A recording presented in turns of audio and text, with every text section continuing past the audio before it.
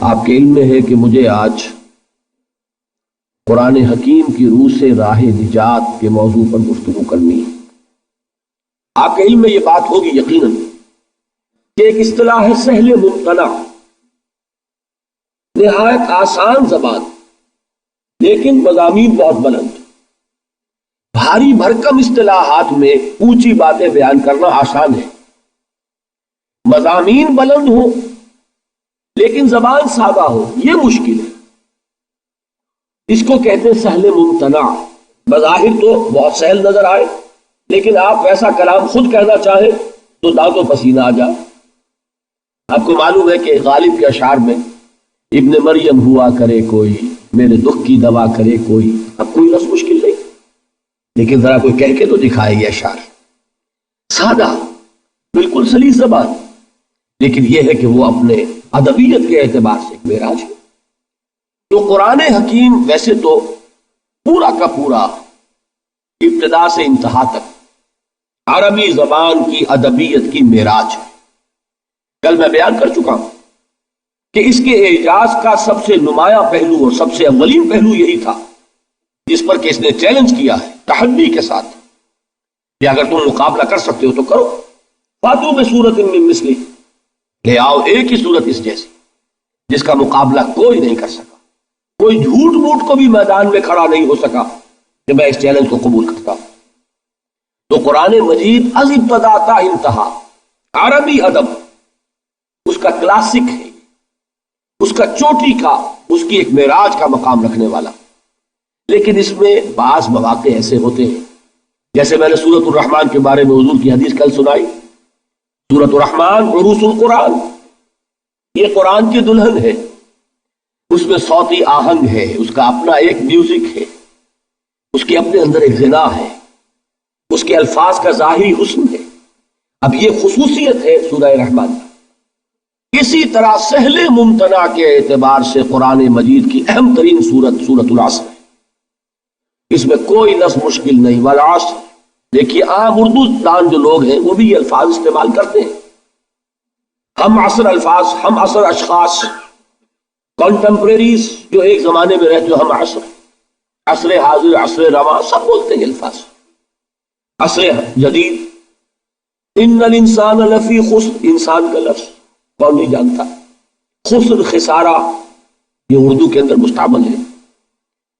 الا الذین آمنوا، ایمان، عمل صالح، تواسی ذرا ایک تھوڑی سی بدلی ہوئی شکل ہے لیکن اردو میں وہ لفظ بھی مستعمل ہے۔ وصیت، وصیت سے تواسی بنا، باب تفاعل ہے۔ بالحق وتواصوا بالصبر، کوئی لفظ بھی ثقیل نہیں، کوئی بھاری بھرکم اصطلاح نہیں، لیکن جیسا کہ میں آپ حضرات کے سامنے کوشش کروں گا کہ اس کے مفاہیم کو کسی درجے میں بیان کروں، اندازہ ہوگا کہ یہ جہاں تک علم اور حکمت کی معراج کا تعلق ہے، فلسفہ اور فلسفے کے چوٹی کے مسائل وہ اس صورت میں موجود ہیں، لیکن یہ کہ کوئی لفظ بھاری نہیں، کوئی ثقیل نہیں۔ چوتھی چیز جو اہم ترین ہے اس سورہ مبارکہ کے بارے میں وہ یہ ہے کہ میرے نزدیک، یہ میں ایک بڑی بات کہہ رہا ہوں، کہنے کی جرات کر رہا ہوں، میرے نزدیک یہ قرآن مجید کی جامع ترین صورت ہے۔ میں نے اپنا ایکسپریشن بدل دیا، پہلے میں نے کہا تھا کہ یہ اولین صورتوں میں سے ایک ہے، مختصر ترین صورتوں میں سے ایک ہے۔ اب جو بات میں کہہ رہا ہوں یہ کہ جامع ترین صورت ہے قرآن حکیم۔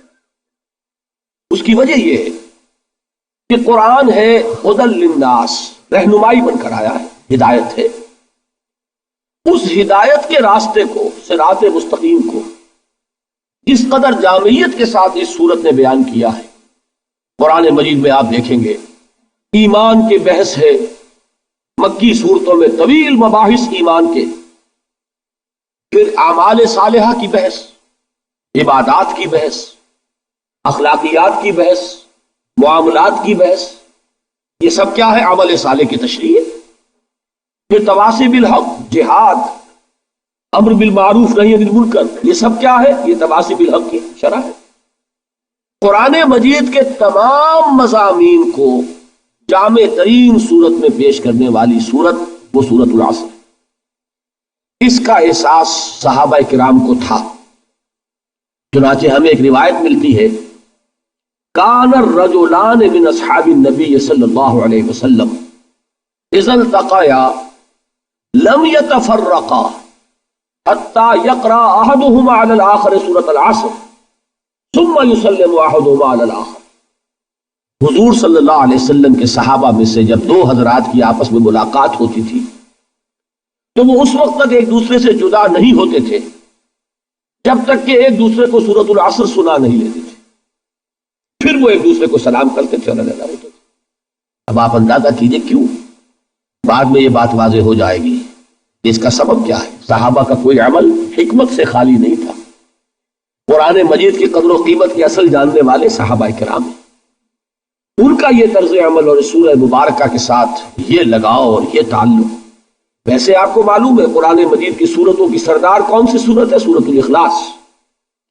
اس لیے کہ اس کو حضور نے سنوں سے قرآن کے مساوی قرار دیا، ایک تہائی قرآن کے برابر. 4 آیتیں ہیں لیکن ایک تہائی قرآن کے مساوی. اس کی وجہ کیا ہے کہ اسلام کی جڑ بنیاد ہے توحید، لیکن یہ کہ اس توحید کا جامع ترین بیان سورۃ الاخلاص میں، تو گویا کہ یہ جڑ ہے، اس پہلو سے اہم ترین سورت ہے. لیکن ظاہر بات ہے کہ توحید حصہ ہے ایمان کا. گویا کہ صرف ایمان کے ایک پہلو کو یہ سورت بیان کر رہی ہے. اعمال کی کوئی بحث نہیں، تواسب الحق کی کوئی بحث نہیں، تواسب الصبر کی کوئی بحث نہیں.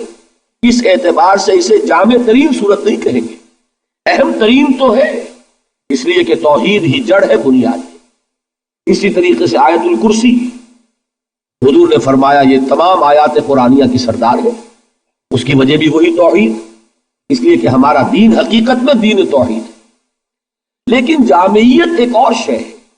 قرآن کے مضامین کا احاطہ کر لینا، یہ واقعہ یہ ہے کہ وہ جیسی کہ جس صورت میں کہ یہ بات سورۃ العصر میں سامنے آتی ہے اور کسی صورت میں نظر نہیں آئے گی.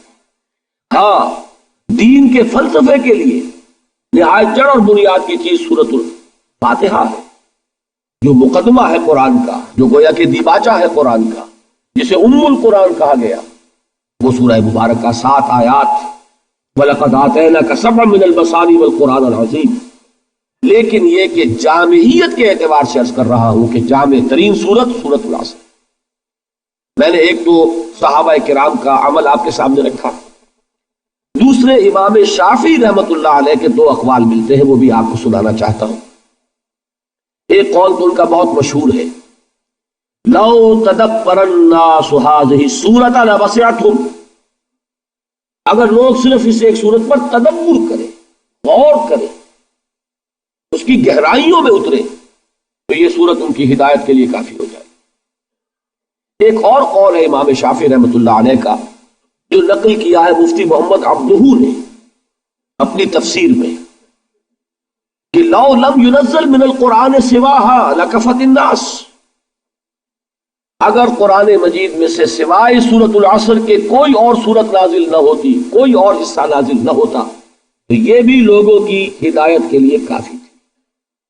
اس سے اندازہ آپ کو ہو سکتا ہے کہ امام شافعی رحمۃ اللہ علیہ کے نزدیک اس سورہ مبارکہ کی کیا عظمت ہے. تو 4 چیزیں میں نے عرض کی ہیں، میں اس طور سے اب بیان کر رہا ہوں. ایک ہوتا خطابت کا انداز، ایک ہے درس کا انداز. درس کہتے ہیں کسی چیز کو گھسنا، پھر مٹانا، پھر گھسنا. جیسے بچہ لکھتا ہے سلیٹ پر، پھر مٹاتا ہے، پھر لکھتا ہے، یہ درس ہے. درس میں کوشش ہوتی ہے کہ ایک چیز ذہن میں اتر جائے، وہ نقش ہو جائے، یادداشت میں محفوظ ہو جائے. لہذا یہ 4 باتیں پھر نوٹ کیجئے. یہ قرآن مجید کی اولین صورتوں میں سے ہے، قرآن مجید کی مختصر ترین صورتوں میں سے ہے، سہل ممتنع کی سب سے اعلیٰ مثال ہے قرآن میں، اور نمبر 4 یہ جامع ترین صورتوں میں سے.